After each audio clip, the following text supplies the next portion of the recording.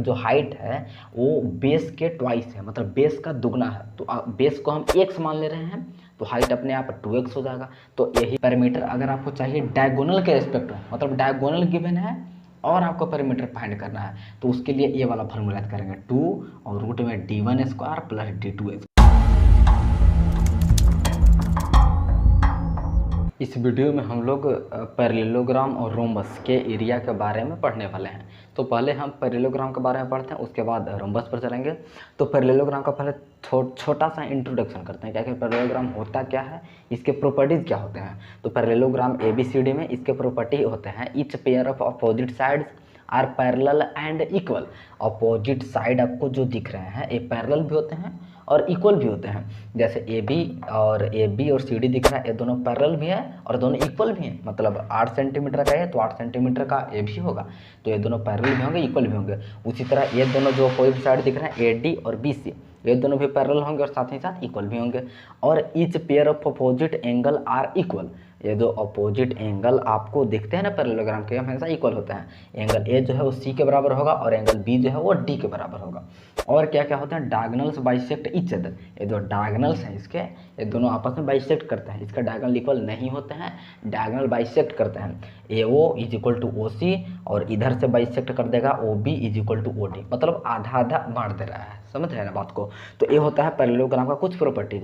और भी होता है जैसे कंसेक्यूटिव एंगल का सम 180 डिग्री होता है, तो इतना तो आप थोड़ा थोड़ा जानते होंगे ना। तो चलिए अब देखते हैं इसका एरिया क्या, आखिर इसका एरिया क्या होता है। तो एरिया होता है base into corresponding height. Base into height मत बोलिएगा, बेस इंटू कॉरस्पॉन्डिंग हाइट। मतलब अगर आप बेस BC को लेते हैं तो फिर हाइट इसके कॉरस्पॉन्डिंग वाला को ही लेना पड़ेगा, मतलब जो हाइट इस पर गिर रहा है। आप ऐसे नहीं कर सकते कि बेस इसको ले लेते हैं और फिर हाइट जो इस पर गिर रहा है इसको लेते हैं, फिर गलत हो जाएगा। तो चलिए इसको समझने के लिए पहले क्वेश्चन करते हैं। हम 3 क्वेश्चन करते हैं तो आपको अच्छी तरह से समझ में आ जाएगा। तो देखिए सबसे फर्स्ट क्वेश्चन में आपको एक पैरेललोग्राम गिवन है, इसका हमको एरिया फाइंड करना है। खैर तीनों में आपको एरिया ही फाइंड करना है, तो वही फॉर्मूला लगाएंगे बेस इंटू हाइट, नहीं बेस इंटू कॉरस्पॉन्डिंग हाइट। तो यहाँ पे देखिए बेस A भी गिवन है लेकिन इसके कॉरस्पॉन्डिंग तो हाइट ही नहीं गिवन है, तो हम इसके मदद से नहीं फाइंड कर सकते हैं। हम उसको बेस लेंगे जिसके कॉरस्पॉन्डिंग हाइट गिवन हो। जैसे में A वाला को बेस लेंगे और A वाला को हाइट लेंगे, तब जाके आपका एरिया फाइंड होगा। मतलब एरिया यहाँ से कितना आने वाला है बेस, तो बेस लेंगे 8 को और हाइट लेंगे इसके कॉरस्पॉन्डिंग यानी 5 को, मतलब आ जाएगा आपका 40 सेंटीमीटर स्क्वायर। यदि आप बेस इसको लेते हैं और हाइट ले लेते हैं इसको तो फिर गलत हो जाएगा ना, ठीक है। जैसे इसमें देखिए ये वाला में आपको साफ साफ दिख रहा होगा बेस, तो बेस यदि हम इसको लेते हैं तो इसके कॉरस्पॉन्डिंग तो हाइट ही नहीं गिवन है, फिर कैसे एरिया फाइंड होगा। तो बेस अगर इसको लेते हैं तो इसके भी कॉरस्पॉन्डिंग कोई हाइट नहीं गिवन है, फिर भी एरिया नहीं फाइंड होगा। अच्छा तो बेस उसको लेना पड़ेगा तभी तो इसके कॉरस्पॉन्डिंग हाइट गिवन है, देख रहे हैं ना। तो बेस ऊपर वाला को लीजिए, तो ऊपर वाला तो गिवन ही नहीं गिवन है। आपको भी बताया पैरेललोग्राम का जो साइड होता है इक्वल होता है अपोजिट वाला, मतलब ये 15 है तो वो भी 15 हो जाएगा, ये वाला भी बेस भी।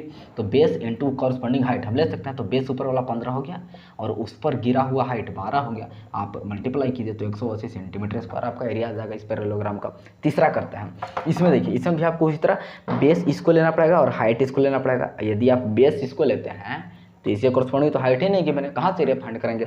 तो बेस आप इसको लीजिए तो 10 और कॉरस्पॉन्डिंग हाइट तो 4, मतलब यहाँ से एरिया आ जाएगा 40 सेंटीमीटर स्क्वायर, ठीक है।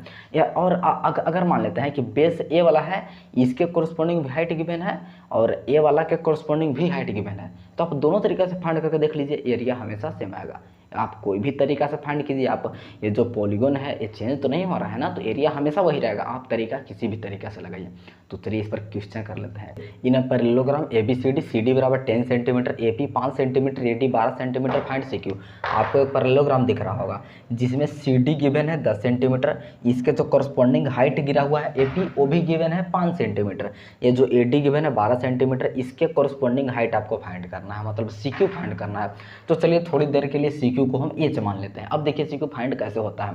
हम आपको अभी भी बताएं कि अगर A वाला और A वाला, मतलब ये वाला बेस और इसके कॉरस्पॉन्डिंग हाइट को लेकर आप एरिया फाइंड कीजिए, या फिर ये वाला बेस और इसके कॉरस्पॉन्डिंग वाला हाइट लेकर एरिया फाइंड कीजिए, दोनों तरफ से एरिया हमेशा सेम आएगा। मतलब या तो बेस इंटू कॉरस्पॉन्डिंग हाइट, मतलब 10 इंटू इसके कॉरस्पॉन्डिंग हाइट 5 कीजिए, या तो बेस इसको लेकर यानी कि 12 इंटू इसके कॉरस्पॉन्डिंग वाला हाइट कीजिए, मतलब एज। दोनों तरफ से तो हमेशा एरिया ही आएगा ना, तो दोनों तो इक्वल होना चाहिए।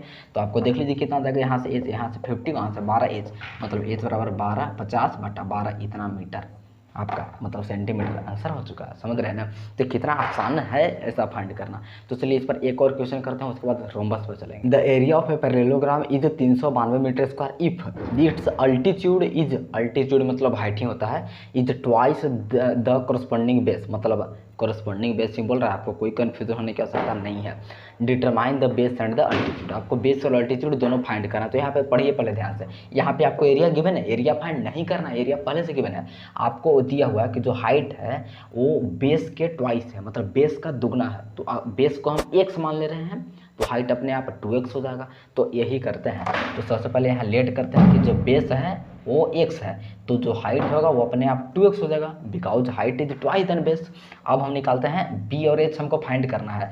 तो उसके लिए हम पैरेललोग्राम के एरिया का ही फॉर्मूला लगाएंगे, क्योंकि हम यही अभी तक पढ़े ही हैं, हम जहाँ भी लगेंगे एरिया का ही लगाएंगे। तो एरिया हमारे पास गिवन है, तो एरिया का फॉर्मूला क्या होता है, b इंटू एच। लेकिन एरिया तो पहले से गिवन है 392, तो इसके जगह पर 392 रख देंगे। b x है और x h है 2x, यहाँ से x फाइंड कीजिए, देखिए कितना आता है 392, इधर मल्टीप्लाई करेंगे तो 2x स्क्वायर आएगा, मतलब x square is equal to, यहाँ 2 काटेगा कितना बार में, देखिए ध्यान से, यानी 19 और 6 196 बार है, मतलब x बराबर आपका आने वाला है 14 सेंटीमीटर। मीटर 14 मीटर आ गया x बराबर, तो यानी बेस हो गया 14 मीटर और हाइट हो गया 28 मीटर। देख रहे हैं ना, एच x आया है ना, x जाके अब यहाँ पे सभी टूट कीजिए, तो बेस आपका 14 आ जाएगा और एच आ जाएगा 14 × 28 मीटर। तो इस तरह से आप आसानी से क्वेश्चन कर सकते हैं। तो जाइए अब बुक में से क्वेश्चन कीजिए, लेकिन अभी न मत जाइए, अभी रोम्बस भी करना है। तो चलिए थोड़ा सा रोम्बस कर लेते हैं। रोम्बस ABCD रोम्बस कब बोला जाता है, जब इसके चारों साइड इक्वल हो, बस चारों साइड इक्वल होगा और रोम्बस हो गया। तो स्क्वायर भी रोम्बस है, बिल्कुल स्क्वायर भी रोम्बस है, लेकिन रोम्बस स्क्वायर नहीं है, क्योंकि रोम्बस होता है कि चारों साइड इक्वल हो गया। अगर इसका एक स्पेशल केस हो गया, मतलब चारों एंगल 90 हो गया, तब वो स्क्वायर बन जाएगा। ठीक है, तो आप स्क्वायर को रोम्बस बोल सकते हैं, लेकिन रोम्बस को स्क्वायर नहीं बोल सकते हैं। और यहाँ पे जो डायगोनल होता है AC और BD, ये आपस में इंटरसेक्ट करते हैं 90 डिग्री पर। ठीक है, बाइसेक्ट कर देते हैं, मतलब यहाँ से आधा बट गया, यहाँ से आधा बट गया, पैरेललोग्राम के ही तरह। खैर पैरेललोग्राम ही है। चलिए, तो या इसका एरिया हम देखते हैं। एरिया इसका होता है 1/2 into D1 into D2। D1 D2 क्या है, डायगोनल का लेंथ है। ये जो दोनों डायगोनल गिवन है ना, ये डायगोनल गिवन होना चाहिए अगर आपको एरिया फाइंड करना है। तो डायगोनल गिवन होगा, एक डायगोनल को आप D1 और दूसरे को D2, किसी को भी D1 D2 ले लीजिए, काम चल जाएगा। तो 1/2 इंटू D1 इंटू D2 इसका एरिया होता है। पेरीमीटर उसी तरह जैसे स्क्वायर का होता है 4 इंटू साइड, क्योंकि इसका भी तो सारा साइड इक्वल है, तो 4 इंटू साइड बोल सकते हैं, साइड पेरीमीटर बटा 4। लेकिन पेरीमीटर अगर आपको चाहिए डायगोनल के रिस्पेक्ट में, मतलब डायगोनल गिवन है और आपको पेरीमीटर फाइंड करना है, तो उसके लिए ये वाला फार्मूला याद करेंगे, 2 और रूट में D1 square plus D2 square. ये भी एक फार्मूला होता है पेरीमीटर का, तो वो भी याद कर लीजिएगा। और साइड का भी उसी तरह करेंगे, पेरीमीटर अपन 4 है, तो यहाँ पे 2/4 आ जाएगा, तो 1/2 और D1 स्क्वायर और प्लस D2 स्क्वायर। ठीक है, तो साइड का भी तो फार्मूला है, पेरीमीटर का भी तो फार्मूला है, आपको याद तो करना पड़ेगा ना। उसी तरह इसका हाइट का भी एक फार्मूला होता है। तो रोम्बस का हाइट क्या होता है, अगर आपको याद हो तो D1 D2 upon root D1 square plus D2 square. ठीक है, तो इस तरह से आप याद कर सकते हैं, इसका 4 फार्मूला है। तो चलिए इसको क्वेश्चन करते हैं, तो आपको और समझ में आएगा। The perimeter of a rhombus is 60 centimetre if one of its diagonal is 18 centimetre.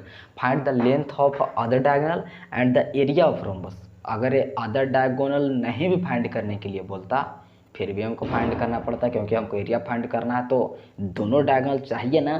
तो चलिए पहले हम दूसरा डायगोनल फाइंड करते हैं। यहाँ पे गिवन क्या है, यहाँ पे गिवन है पेरीमीटर, मतलब पेरीमीटर ऑफ रोम्बस गिवन है 60 सेंटीमीटर, और एक डायगोनल गिवन है, मतलब D1 D2 में से किसी एक का यहाँ पे दिया हुआ है। मान लेते हैं यहाँ पे D1 गिवन है कितना, 18 सेंटीमीटर। आपको D2 पहले फाइंड करना है और तब आपको एरिया फाइंड करना है। ऑब्वियस बात है, एरिया फाइंड करने के लिए D2 तो चाहिए। तो चलिए पहले D2 फाइंड करने के क्या लगाना, D2 का फॉर्मूला तो हम पढ़े नहीं है, हम पेरीमीटर और एरिया का पढ़े हैं। तो पेरीमीटर गिवन है, तो पेरीमीटर वाला ही फार्मूला लगाएंगे। तो पेरीमीटर का लगाइए फार्मूला, क्या लगाएंगे, 4 इंटू साइड, नहीं वो नहीं लगाना है, यहाँ पे D1 D2 के रिस्पेक्ट वाला लगाना है, मतलब ये वाला लगाइए, 2 root D1 square plus D2 square, इसको लगाते हैं तभी तो D2 यहाँ से फाइंड होगा। तो P के जगह पर रख देते हैं 60 बराबर में 2 और D1 के जगह पर 18 रखें, तो 18 का स्क्वायर तो 324 हो जाएगा, और प्लस D2 स्क्वायर। ठीक है, चलिए अब D2 यहाँ से फाइंड करने का दलील प्रयास कीजिए आप। तो यहाँ पे देखिएगा ध्यान से, 2 इधर मल्टीप्लाई में है, इधर आएगा तो बटा में हो जाएगा, मतलब 30/2, तो मतलब 60/2, तो 30 हो जाएगा।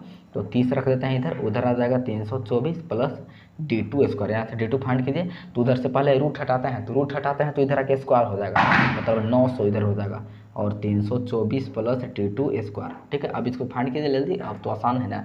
देखिए तो यहाँ से क्या बचेगा, d2 स्क्वायर बराबर 324 किधर भेजेंगे, तो 900 में से 324 माइनस हो जाएगा, तो कितना हो जाएगा, 10 4 6 होता है, 9 2 7 और 8 और 3 5, 576 आ जाएगा d2 का स्क्वायर। तो हमको चाहिए d2, तो स्क्वायर उधर भेजिए तो फिर से रूट में चढ़ेगा, मतलब d2 आपका आ गया 24 सेंटीमीटर। समझ पा रहे हैं, मतलब दूसरा डायगोनल हमारा आ गया 24 सेंटीमीटर। तो अब एरिया तो आसानी से फाइंड कर सकते हैं ना, जो होता है 1/2 इंटू d1 इंटू d2। तो 1/2 d1 यानी पहला डायगोनल पहले से गिवन था, और d2 यानी दूसरा डायगोनल जो अभी हम फाइंड कर लिए। तो देखिए कितना होता है, 18 में 12 से मल्टीप्लाई कीजिए, लाइए 216 centimetre square is the right answer for this question. ठीक है, तो अगली वीडियो में देखा, अगला वीडियो में हम ट्राइपेजियम के बारे में पढ़ेंगे, उसका एरिया के बारे में जानेंगे कैसे निकलता है, आसान तरीके में समझेंगे। ठीक है, तो चलिए, थैंक यू सो मच।